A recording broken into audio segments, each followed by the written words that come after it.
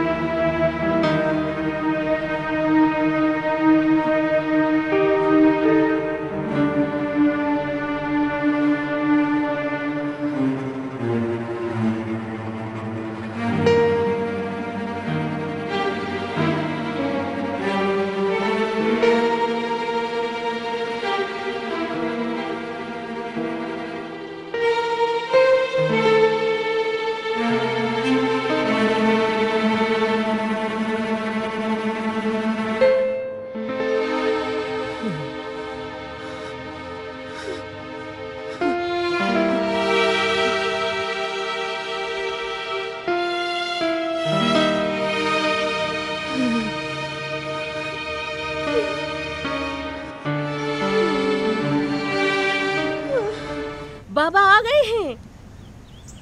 बाबा आ गए हैं। बाबा आ गए। ठीक है। हाँ हाँ ठीक है।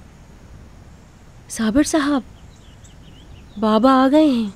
आ गए तो आने दो, तो इसमें खुशी की क्या बात है। जाओ चाय लेकर आओ मेरे लिए।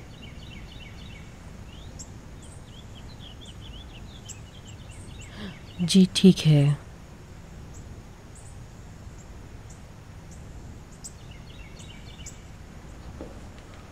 अस्सलाम वालेकुम बाबा। वालेकुम अस्सलाम। क्या हुआ? अस्सलाम वालेकुम जनाब। अच्छा हुआ आप आ गए, हम सब तो परेशान हो गए थे। खामख्वा, हर इंसान काम के बाद आखिर में अपने घर ही आता है। अनीस और बच्चियां कैसी हैं? वो सब ठीक हैं। अच्छा सुनो, मेरा तौलिया ऊपर ही लेकर आओ। आपका तौलिया मैं पहले ही रख चुकी हूँ, बाथरूम में, दरवाजे के पीछे।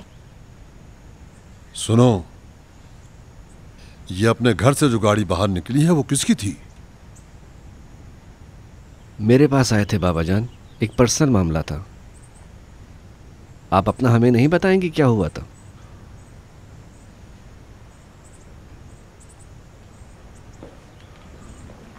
फिलहाल मैं जरा नहाने जा रहा हूं, आकर बताता हूं। सुनो, एक खुशखबरी है।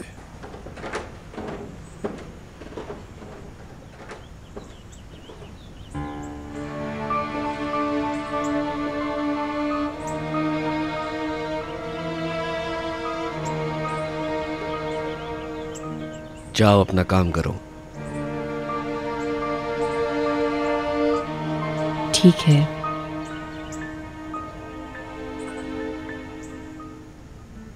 अनीस बाजी,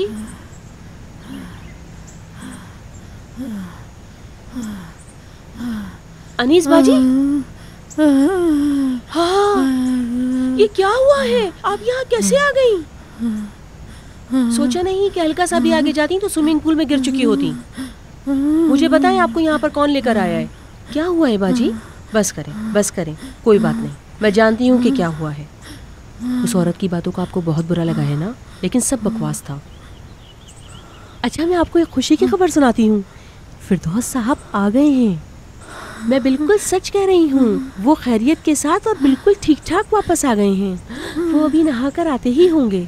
घर के मालिक आ चुके हैं। अब आपको बिल्कुल भी परेशान होने की जरूरत नहीं है। क्या जी?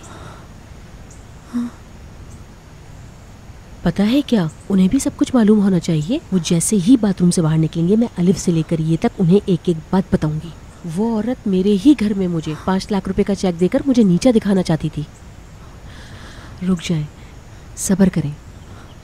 मैं एक एक बात जाकर फिरदौस साहब को बताऊंगी। आखिरकार फिरदौस साहब को भी मालूम होना चाहिए कि अगर वो कुछ दिन के लिए घर से बाहर जाते हैं तो इस घर के अंदर क्या क्या ड्रामे होने लगते हैं। अब दोबारा इस घर के अंदर आएगी तो कहेगी मैं इस घर की मालिकन हूँ, और आपसे कहेगी आप तो मर ही जाएं। चलें अब अंदर चलते हैं। हम अंदर चलकर साबिर की सारी कहानी जो उस औरत के साथ चल रही है ना, फिरदौस साहब को बताते हैं, ताकि साबिर साहब को भी पता चले कि उन्होंने कितनी बड़ी गलती की है। हाँ, मेरी बहन, मैं तो सिर्फ ये कहती हूँ, खुदा हमारे सर पर फिरदौस साहब का साया हमेशा सलामत रखे। खुदा न ख्वास्ता अगर उनके सर का एक भी बाल कम हो जाए तो आपके साथ साथ वो लोग मुझे भी घर से निकालने की पूरी कोशिश करेंगे और आखिरकार एक दिन निकाल ही देंगे। चलें अब अंदर चलें।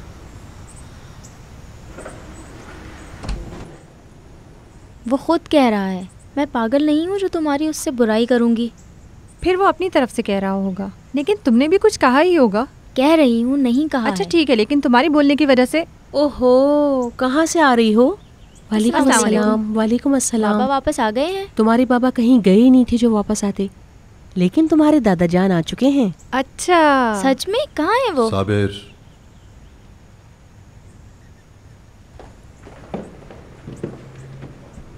अस्सलाम वालेकुम दादा जान। अस्सलाम वालेकुम दादा जान। वालेकुम अस्सलाम। अच्छा, तुम लोग घर पर ही हो? जी बाबा जान। सुनो, कोई भी बाहर नहीं जाएगा, मुझे सबसे काम है। जीवार और अनीस को भी बुलवा लो। हम यहीं पर हैं जनाब। हाँ, अच्छा ठीक है, मैं नीचे ही आ रहा हूँ।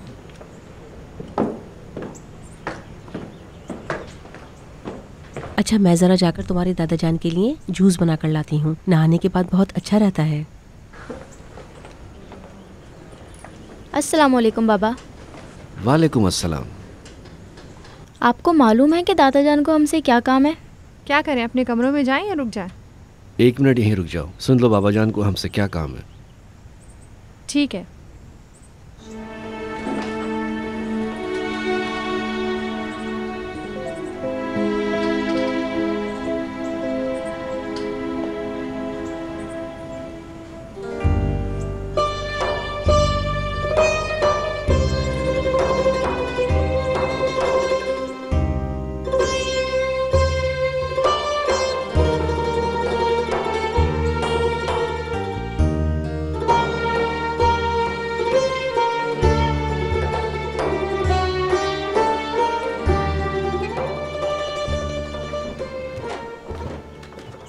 ये लीजिए जनाब, मैंने अभी अभी आपके लिए ताज़ा खीरे का शरबत तैयार किया है।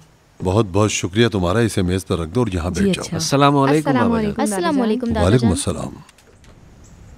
मुझे दें। अस्सलाम वालेकुम अनीस, तुम ठीक हो?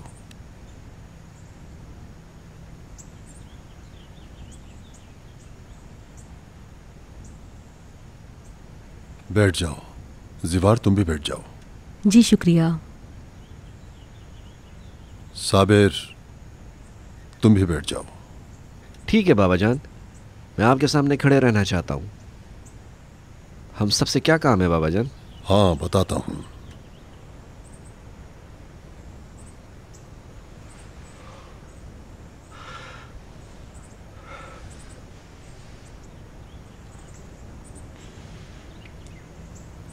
आज यहाँ सिर्फ आती की जगह खाली है। इंशाअल्लाह अल्लाह उन्हें जन्नतुल फिरदौस में आला मुकाम अता करेगा।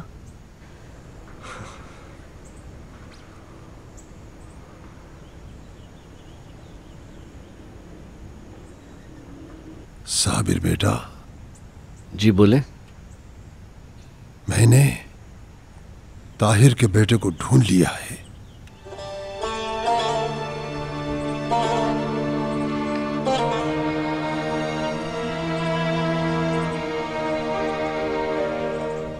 ये तो बहुत अच्छी बात है, खुदा का शुक्र है।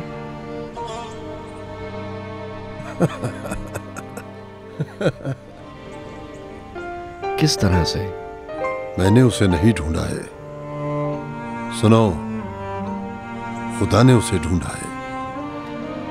खुदा ने मेरे यूसुफ को मुझसे मिला दिया है और कहा, फिरदौस, ऐ मेरे गुनाहगार और ऐ मेरे दिल शकिस्ता बंदे, ये लो अपने यूसुफ को।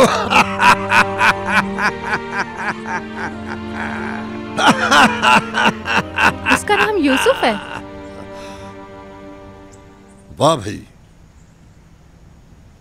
क्या तुम्हारे स्कूलों और कॉलेजों में यही सब कुछ सिखाते हैं? मैंने तो मिसाल दी है।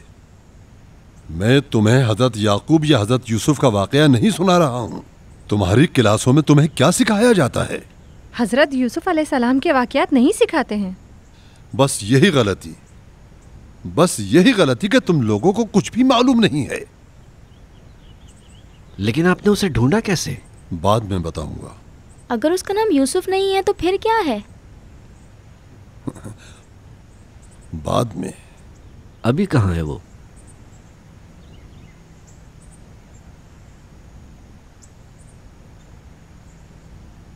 बाद में बताऊंगा। क्या बाद में बताएंगे बाबा जान? अगर वो लड़का मिल ही गया है तो बाद में क्या है फिर? हम कोई गैर हैं क्या? तुम सब उसके घर वाले और रिश्तेदार हो, गैर कोई नहीं है। फिर क्यों कहे जा रहे हैं बाद में? हमें नहीं पता चलना चाहिए कि कौन है? उससे मिले भी नहीं हमें। सुनो, वो लड़का अभी तक हैरान और परेशान है, मुश्किलात झेल रहा है। वो सोच रहा है जमीन और आसमान ने मिलकर उसकी मुश्किलात को और भी बढ़ा दिया है। सबसे नाराज है, अपनी मां से भी नाराज है कि वो क्यों लेकर भागी थी उसे। मुझसे भी नाराज है कि मैंने क्यों उसे नहीं ढूंढा। अपने बाप से भी नाराज है कि क्यों उसका इंतकाल हो गया। सभी से नाराज है। अब अगर एक दफा भी तुम उसके पास गए और कहा कि मैं तुम्हारा चाचा हूं, आओ मेरे गले लग जाओ, तो शायद परेशानी से वो मर ही ना जाए।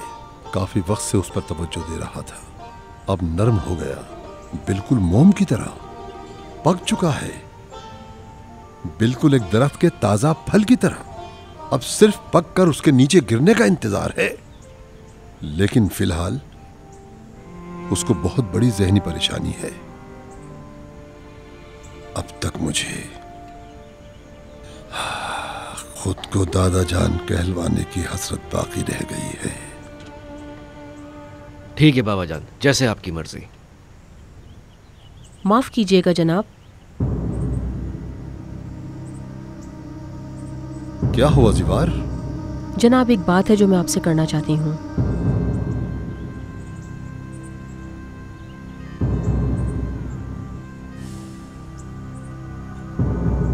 आखिरकार ये बात सबको पता होना चाहिए। ठीक है, लेकिन बाद में बताना। लेकिन जनाब एक बात ऐसी है। जो भी बात करनी है बाद में करना ज़िवार, अभी मुझे कुछ और बात करनी है। जी अच्छा। साबिर, बैठ जाओ।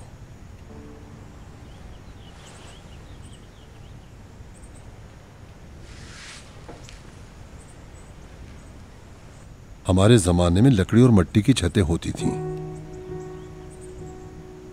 सब लोग गर्मियों के आखिर में अपनी छतों पर फर्श बना दिया करते थे ताकि सर्दी में टूटे ना। एक दफा मेरे बाबा की माली हालात ठीक नहीं थी, खाने तक के पैसे नहीं थे। फिर उन्होंने इधर उधर से कर्ज मांग कर कुछ लकड़ियां खरीदी। फिर गड्ढा खोद कर उसमें से मनोमन मिट्टी निकाली। वो खुद अपने हाथों से गारे का फर्श बनाना चाहते थे, लेकिन ये आसान काम नहीं था। जब मिट्टी का गारा बनाते हैं तो 2 दिन उस पर मेहनत करनी होती है ताकि मिट्टी में चिपक पैदा हो जाए। फिर तगाड़ी में उसे छत पर ले जाया जाता है। फिर करनी से उसे छत पर लगाना पड़ता है। फिर उसे ढलान देते हैं ताकि पानी बहकर नाली की तरफ जाए। ये एक नसीहत थी, लेकिन मेरे बाबा ने वो सब काम खुद किए। 1 हफ्ते के अंदर,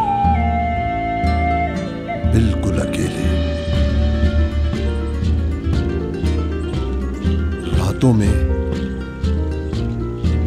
पांव के दर्द से सुबह तक आहें भरते थे। रोजाना उनकी कमर झुकती जा रही थी, थके जा रहे थे, लेकिन छत का काम उन्होंने मुकम्मल कर दिया था। जिस रात छत का फर्श मुकम्मल हो गया था तो मैंने बाबा से पूछा, कल आप क्या करेंगे? कहने लगे शाह अब्दुल अजीम जाऊंगा, एक तवील जियारत और मरहूमीन की फातिहा के लिए। फिर मैंने पूछा तो परसों फिर आप क्या करेंगे? कहने लगे कि रिश्तेदारों के यहाँ जाऊंगा सुलह रहमी के लिए, जिसे मसरूफियात की वजह से भूल चुका था। मैंने पूछा बाबा जान तो फिर तरसों क्या करेंगे? तो उन्होंने अपने पैर सीधे किए और कहने लगे कि आराम करूंगा, सूरज के नीचे बैठूंगा और आंखें बंद करके सुकून की सांस लूंगा। अब मुझे सर्दियों से छत के टूटने का कोई खौफ नहीं है। कोई काम ऐसा नहीं जो उन्होंने ना किया, सिर्फ आराम ही नहीं किया। अल्लाह उनकी मग़फ़िरत फरमाए। जी हाँ, कितने समझदार थे आपके वालिद साहब। और जो बात मैं आपको बताना चाहती थी, क्या अब बता दूं? नहीं ज़ीवार, अभी मेरी बात खत्म नहीं हुई। माफ कीजिएगा, मैं समझी कि आपकी बात खत्म हो चुकी।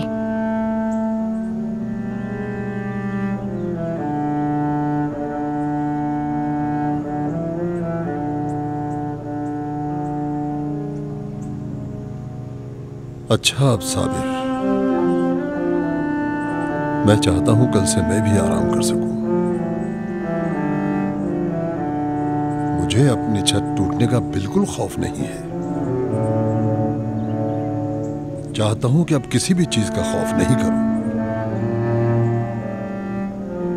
माल मार्केट तक पहुंचे या ना पहुंचे, फ्रूट दुबई अबू ज़हबी कोई जाए या ना जाए, गोदाम भर जाए या खाली रह जाए, बर्फ खाना मिले या ना मिले, अकाउंट्स और इंश्योरेंस के पैसे दिए जाएं या ना दिए जाएं, अपने दिमाग में किसी भी चीज की परेशानी नहीं रखना चाहता हूं। चाहता हूं अपने बाप की तरह बन जाऊं, अपने पांव सीधे करूं और आंखें बंद करके सूरज के नीचे सुकून का सांस लूं और किसी भी किस्म की फिक्र मेरे दिमाग में नहीं हो।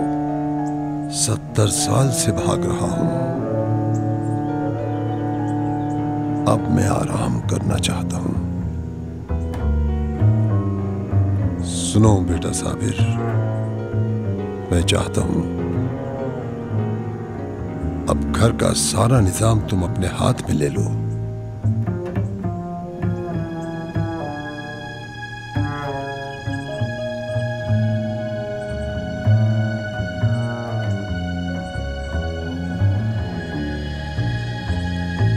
मैं चाहता हूं ताहिर का हिस्सा भी उसके बेटे को दे दूं।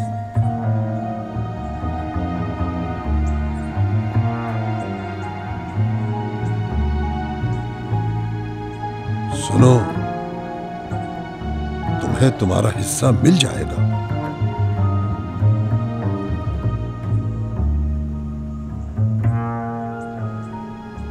और मैं भी आसमान के नीचे लेट जाऊंगा और करूंगा, तू बहुत बड़ा है, तेरे काम में कोई शक नहीं।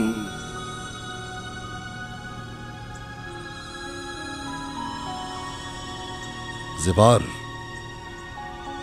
अब बताओ तुम क्या बताना चाह रही थी? हाँ कहो, मेरी बात खत्म हो गई।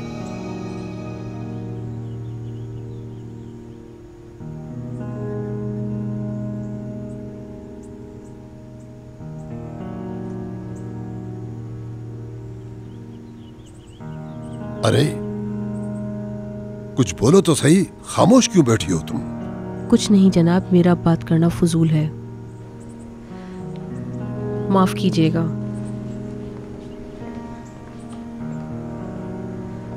मैं अनीस बाजी को लेकर उनके कमरे में जा रही हूँ, थक गई हैं।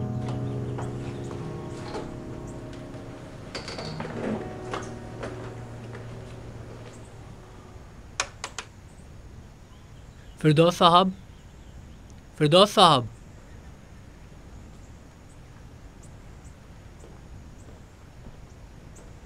क्या हुआ कैसर? आपकी गाड़ी आ गई है। अच्छा ठीक है। सुनो, रुस्तम भी आया है क्या? जी बिल्कुल। अच्छा ठीक है, सुनो, उससे कहो वहीं रुके, मैं आता हूँ। ठीक है जनाब।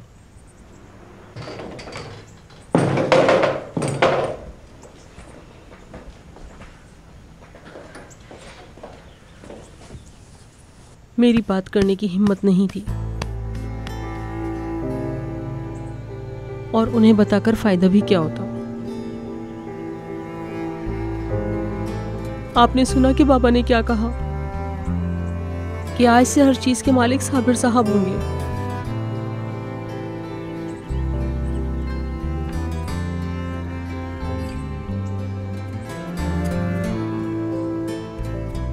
अनीस बाजी,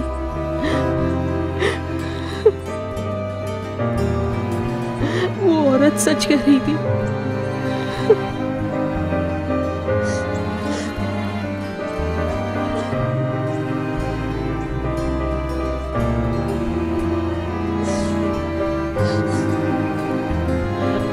हम बदनसीब हैं अनीस बाजी, हम बदनसीब हैं। ये आपके लॉकर की चाबी और ये चेकबुक। जनाब, ये आपकी कार की चाबी, पेट्रोल फुल भरवा दिया है। शुक्रिया। कोई बात नहीं, मेरा फर्ज था। सर और तो कोई काम नहीं? क्यों नहीं, एक मिनट मेरे साथ आओ। सुनो, जो तुमसे कहूं वो तुम तक ही रहना चाहिए। जी सर, आप भरोसा रखें। अफलाकी से जाकर 20,000 रुपए लो और उस माहिर को ले जाकर दे दो, फिर उसे किसी महंगे होटल में लेकर जाओगे। एक बात कहूं सर? हाँ बोलो। कितने महंगे होटल में? मैंने कहा किसी महंगे होटल, मतलब ये कि किसी महंगे होटल, 3 स्टार, 5 स्टार, 7 स्टार, समझ गए? जी सर।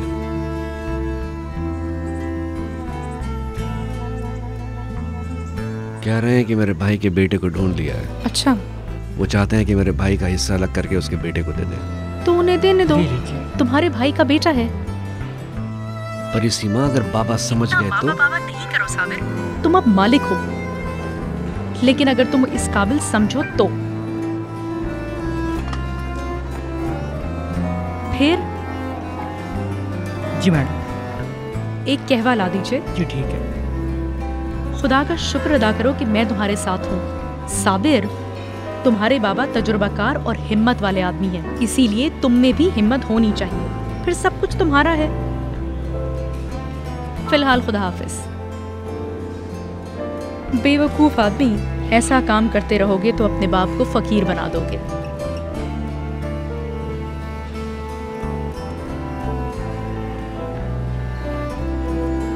हेलो, अस्सलाम वालेकुम। आज रात आपसे मिलूंगी। बहुत अच्छी खबर है हशमत फिरदौस और उसके घर वालों की। फिलहाल खुदा हाफिज।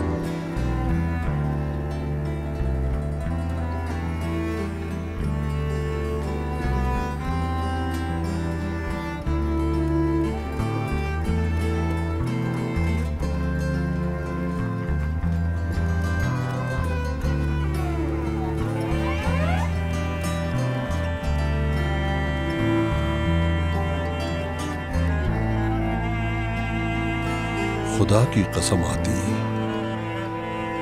तुमने हर काम में हमेशा जल्दबाजी ही की है। तुम दिल की कमजोर थी, बहुत कमजोर दिल की थी। तुमने मरने में भी जल्दी की थी। मुझे इस दुनिया के झगड़ों में अकेला छोड़ के चली गई। चलो कोई बात नहीं, मेरा भी दिमाग खराब है। अगर तुम इस वक्त जिंदा होती तो ताहिर के बेटे को देख लेती।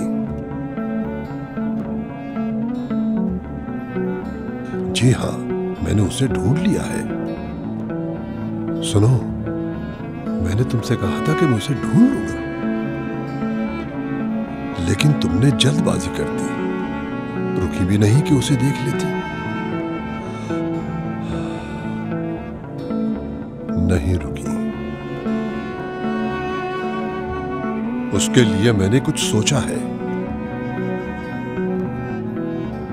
सुनो आदि, मैं मार्केट भी उसके हवाले कर दूंगा, वो संभाल लेगा। मैं बस दूर से बैठा उसे देखता रहूंगा। सिर्फ तुम्हारी कमी रहेगी। उसने मुझे अभी तक दादाजान नहीं कहा, नहीं कहा। अगर तुम होती तो वो तुम्हें जरूर दादीजान कहता। तुम शुरू से लोगों के दिलों में जगह बना लिया करती थी।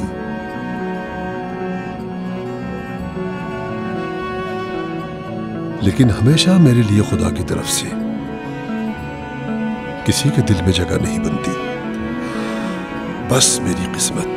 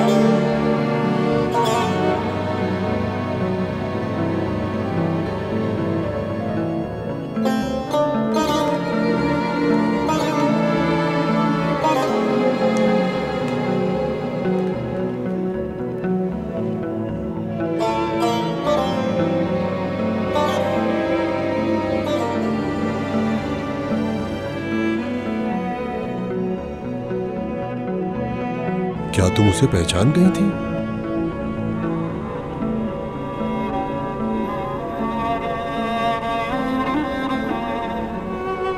लेकिन कैसे?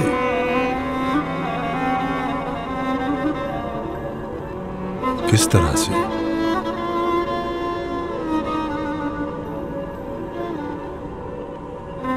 इतने दिनों से तुम मुझे यही बात बताना चाहती थी ना?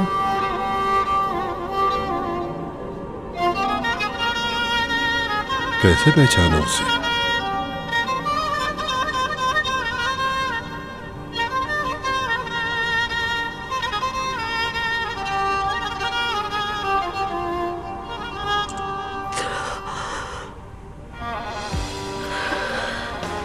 मैं समझ गया हूं।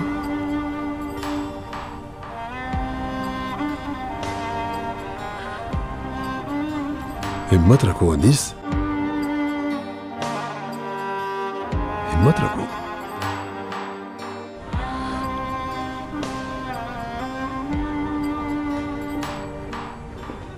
मैं चाहता हूं एक बात तुम भी जान लो अनीस। एक दिन जब मेरा मालिक दुकान में नहीं था,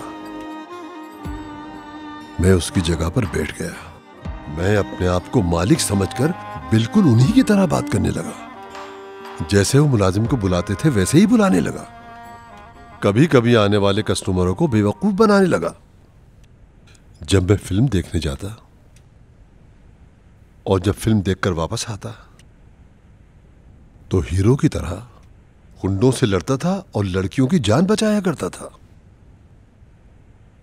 उनके पूरे पूरे डायलॉग्स को याद करता था। उन्हीं डायलॉग्स को अदाकारी के साथ बयान करता था। जब चाय के होटल पर जाता तो रुस्तम और सोहराब की दास्तान सुनाता था। हुसैन खुरासानी की जगह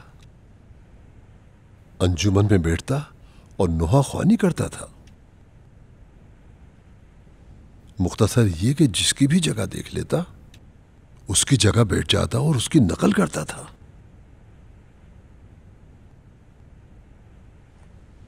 लेकिन कभी भी मेरी जबान कट जाए, मैं किसी दीनी आलम की जगह नहीं बैठा। अनीस सुनो, वो हादसा जो आज से 20 साल पहले रोनुमा हुआ था, सिर्फ तुम्हारे और खुदा के दरमियान है। बदला लेना वो जानता है, माफ कर दे ये उसकी मर्जी। माफ न करे, ये उसकी हिकमत।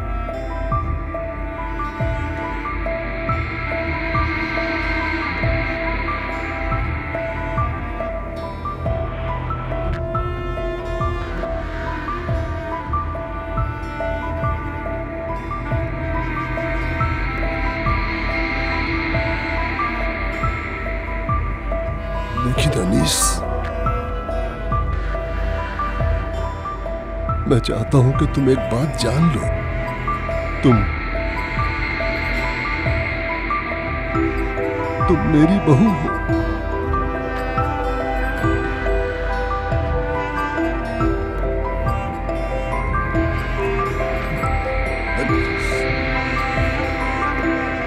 तुम मेरी बेटी की तरह हो।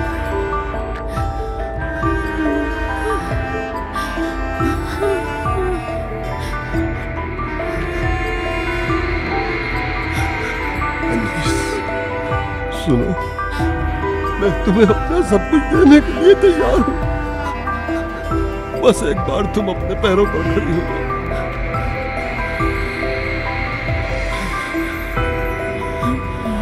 मुझे आतिक की कसम, मैं सच कह रहा हूं।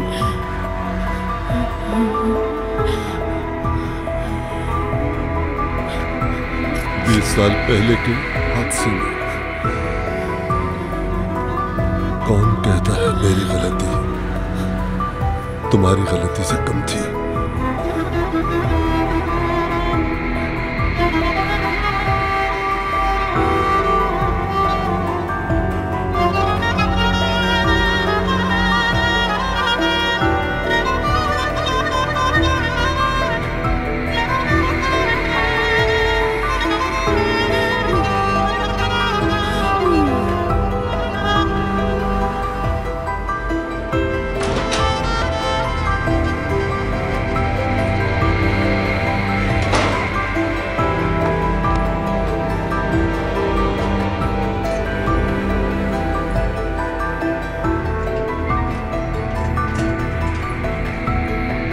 बाबा,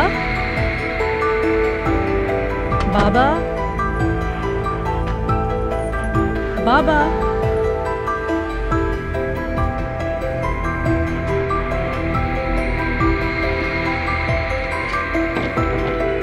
बाबा,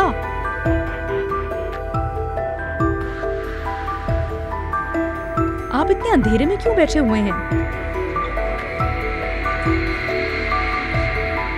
आपके लिए बहुत सारी खबरें लाई हूं। अब आप हशमत फिरदौस के लिए फातिहा पढ़ सकते हैं।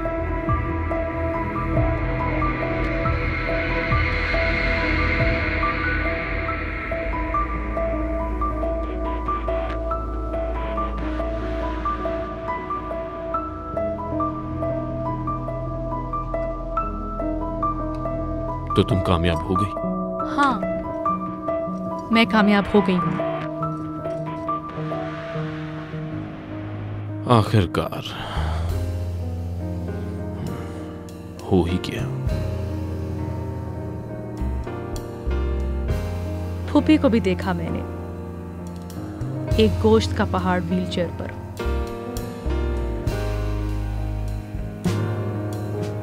एक वक्त था, आग का गोला हुआ करती थी वो।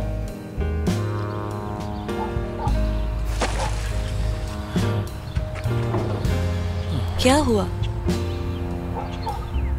आदि साहिबा हमें देख रही हैं। तुम घबरा क्यों रहे हो? जल्दी बताओ क्या हुआ?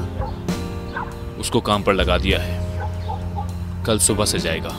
वहाँ का मालिक मेरा जानने वाला है। कितना जानने वाला है? तुम बिल्कुल बेफिक्र रहो। हाँ हाँ, शाबाश। अब वो हमारी मुट्ठी में है। अब पता चलेगा ताहिर फिरदौस। तुमको तुम्हारे बच्चे की कसम इस तरह के काम मुझसे मत करवाया करो। अगर उसे पता चल गया, वो समझ गया तो समझ गया तो मुझे जरा बताओ, उस वक्त जब तुम उसके साथ कुछ गलत कर रहे होते हो तो उसके बारे में क्या कहोगे? आखिर समझ गया तो क्या होगा? क्या मतलब है तुम्हारा? कुछ नहीं, कुछ नहीं। सिर्फ ये बताना चाहती हूँ कि मैं जानती हूँ कि तुम कितने गलत कामों में हाथ पांव मार रहे हो। बस फिर ख्वामख्वाह मुझसे भागने की कोशिश मत करो। जो कहती हूँ कहो अच्छा। पल पल की खबर मुझे देते रहो ताकि मुझे पता चले। एक और छोटा सा काम ताहिर की नौकरी की तरह का तुम मेरे लिए करोगे। इससे ज्यादा मुझे कुछ और नहीं चाहिए। उस सारे काम में मैं कुछ भी नहीं था, सिर्फ एक मुखबिर था, और वो भी अनीस का।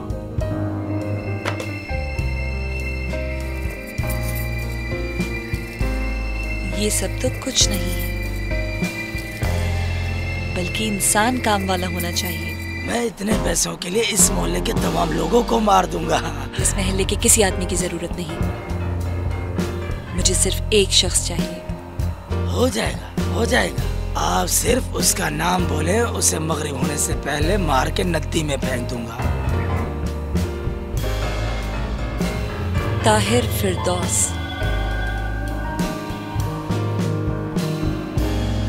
अनीस ने गुलामी को कहा कि कुछ ऐसा करो कि ताहिर फांसी के तख्ते तक पहुंचे।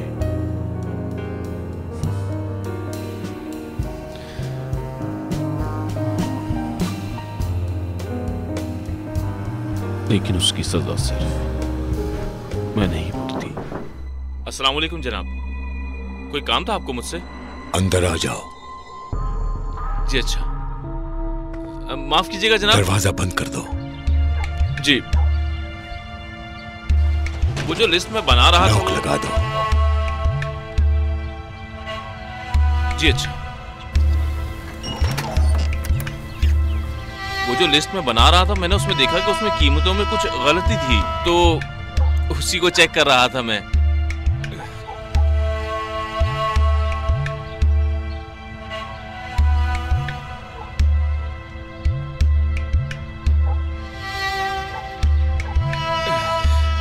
कुछ हुआ है जनाब?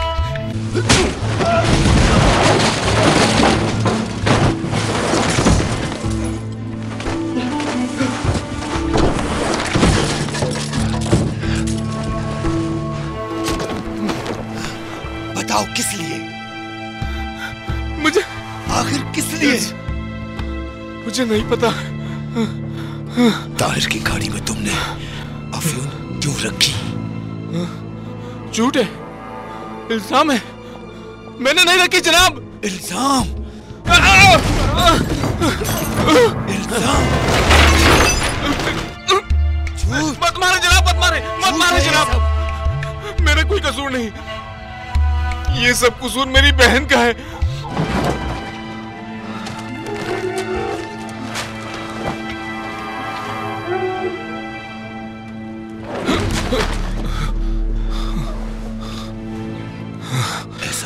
मत आने देना कि मैं कुछ गलत कर जाऊं।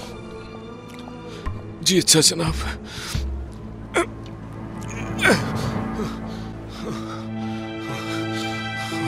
इंशाल्लाह खुदा आपको किसी चीज की कमी ना दे। खुदा आपको तवील उम्र दे। बहुत शुक्रिया। सुनो। जी जनाब। मैंने कोई मेहरबानी नहीं की, तुमको निकाल दिया है ताकि तुम एक मफरूर मुल्जिम कहलाओ। इस जगह से उस जगह, इस खंडर से उस खंडर, इस नाले से उस नाले, ताकि तुमको न रात को नींद आए और न दिन को सुकून। तुम्हारे दिन रात एक खौफ में गुजरे। अब तुम यहां से भी फरार हो रहे हो और कानून से भी। हशमत फिरदौस सच कह रहा था। मैं दरबदर हो गया, कभी यहां तो कभी वहां। हर वक्त कभी पुलिस का खौफ था तो कभी फिरदौस का। तुम उस वक्त बहुत छोटी थी।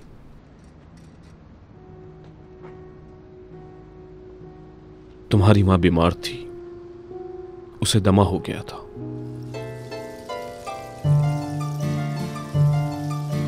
मैंने तुम्हारी मां से कहा कि कुछ वक्त के लिए इस मुल्क से चले जाते हैं। फिर हम बंदर अब्बास से दुबई चले गए। एक छोटी सी लॉन्च के तहखाने में सारी औरतें और सब मर्द जमा थे। हवा का दबाव, समंदर का शोर और इंजन का धुआं, ऐसे में हमें सांस भी नहीं आ रहा था। हमारे दुबई पहुंचने से पहले ही तुम्हारी मां की सांसें बंद हो गई, वो मर गई। दुबई में 11 बांग्लादेशी और हिंदुस्तानी मजदूरों के साथ एक बहुत छोटे से कमरे में एक मासूम सी बच्ची के साथ वक्त गुजारा है मैंने।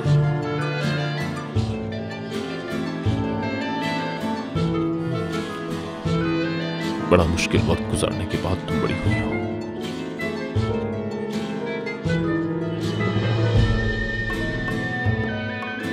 मैं 100 दफा मरी हूं तो बड़ी हुई हूं। जानता हूं। सब कुछ नहीं, कोई भी नहीं जानता।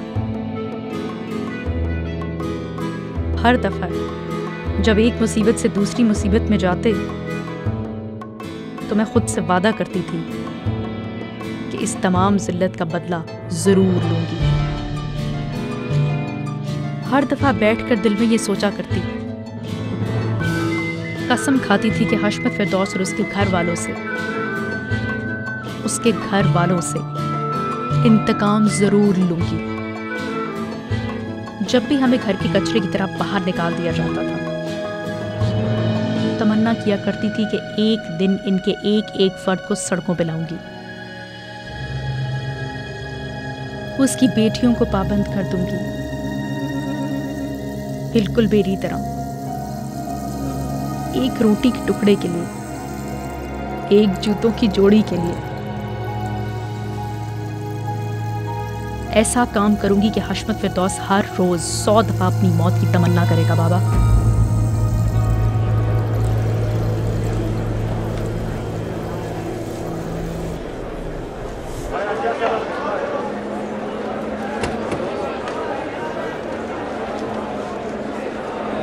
अस्सलाम वालेकुम सर। वालेकुम अस्सलाम।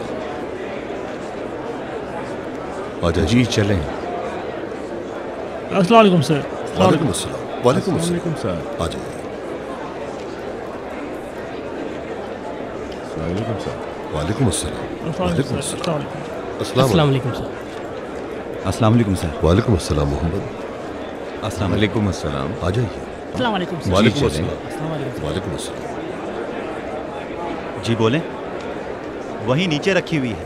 सईद भाई, एक कप चाय मेरे लिए भी। आ जाए।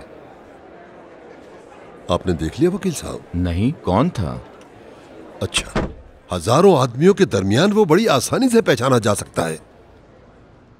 देखें, वो है जो मुड़कर देख रहा है।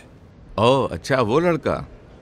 हाँ, वही हैंडसम जवान। जी। मेरे घर के बच्चे ऐसे ही होते हैं, इन्हें देखने वाला देखता का देखता रह जाता है। आखिर हशमत फिरदौस का पोता है।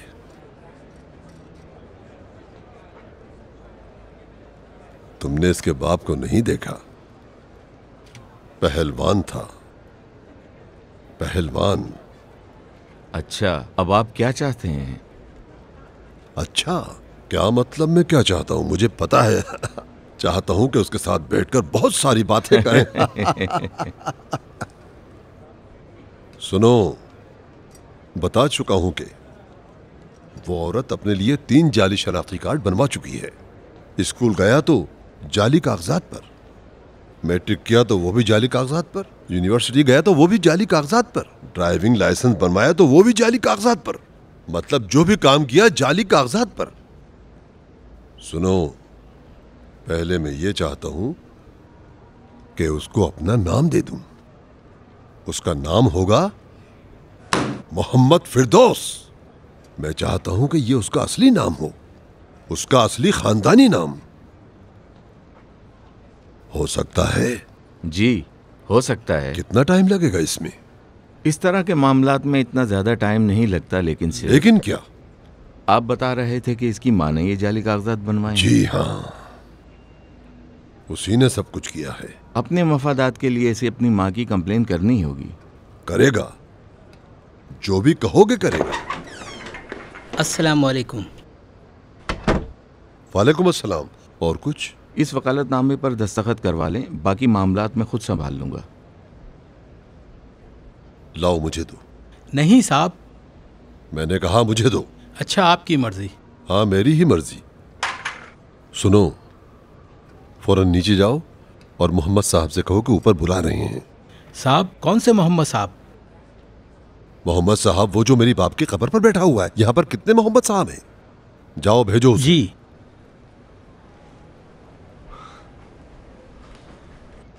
सुनो, मैं जल्दी ही उसके नाम कुछ करना चाहता हूं काम जल्द हो जाए। जी जरूर फिरदौस साहब, मैं कल से ही काम शुरू कर दूंगा। हाँ बिल्कुल।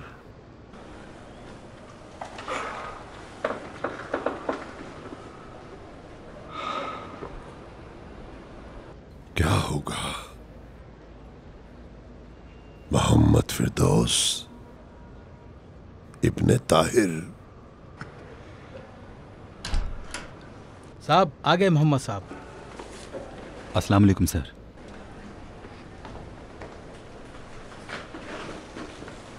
वालेकुम अस्सलाम मोहम्मद साहब। सुनो, तुम्हें क्या चाहिए? मैं चाय की ट्रे लेने आया हूँ। अच्छा ठीक है, ले जाओ। जी साहब।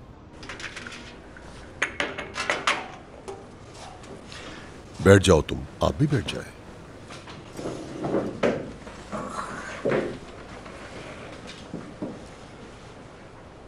तुम हमारे बाराती साहब से तो नहीं मिले होगे? नहीं सर। बाराती साहब हमारे वकील हैं। इनके काम का जवाब नहीं। तेज हैं, काबिल हैं और गैरतमंद हैं। हर मामले को बिल्डोजर की तरह साफ करते हुए आगे बढ़ जाते हैं। पूरे ईरान में ढूंढो तो इन जैसा वकील नहीं मिलेगा, बल्कि इंटरनेशनल हैं। जी अच्छा। मालूम है यहां क्यों आए हैं? नहीं सर। मैंने सारी बातें बाराती साहब को बता दी हैं। राजदार हैं। यहां इसलिए आए हैं कि तुम्हारा हक दिला सकें। समझे? जी सर। परेशान है कि तुम्हें कुछ नहीं चाहिए। मेरी सारी की सारी दौलत बस। वो तो काफिर की है, हराम है। लेकिन तुम्हें नाम तो चाहिए। अपने वालिद का नाम तो चाहिए ना। तुम्हारे शनाख्ती कार्ड पर जो तुम्हारा नाम लिखा है वो तो नकली है बिल्कुल। उसमें बाप का नाम भी नकली है। तुम्हारा नाम तो मोहम्मद फिरदौस है, फर्जंद ताहिर।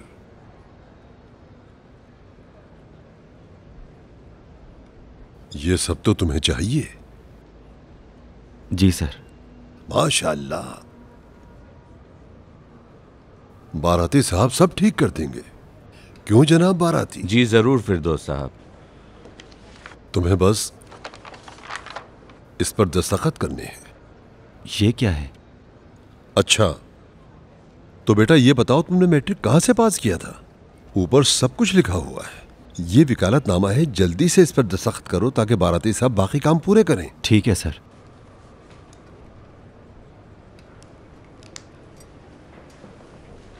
माफ कीजिएगा फिरदौस साहब, मेरे प्रोफेशन के हिसाब से मेरे मुवक्किल को मालूम होना चाहिए कि वो किस पर दस्तखत कर रहा है। अच्छा, इसको मालूम है ये वकालतनामा है? जी हाँ, लेकिन इन्हें ये जरूर मालूम होना चाहिए कि मैं इनका वकील होने के नाते किस काम को अंजाम देने वाला हूँ। मतलब आप क्या करना चाहते हैं? मफादात और तलब करने के हवाले से आपकी तरफ से मेरा मकसद ये है कि आपकी वालदा पर जाली शनाख्ती कार्ड बनाने के जुर्म में कंप्लेन करूं। हाँ यही तो है। पता है कि कंप्लेन करनी है। इस लड़के को दरबदर कर दिया है। 20 साल तक इससे झूठ बोला गया है। 20 साल तक इसे धोखे में रखा गया है। 20 साल तक इसे इधर उधर घुमाया गया है, 20 साल लावारिस रखा है। 20 साल तक ये सब कुछ करने की क्या सजा होती है मालूम होना चाहिए। बताओ इन्हें, मुझे क्या देख रहे हो?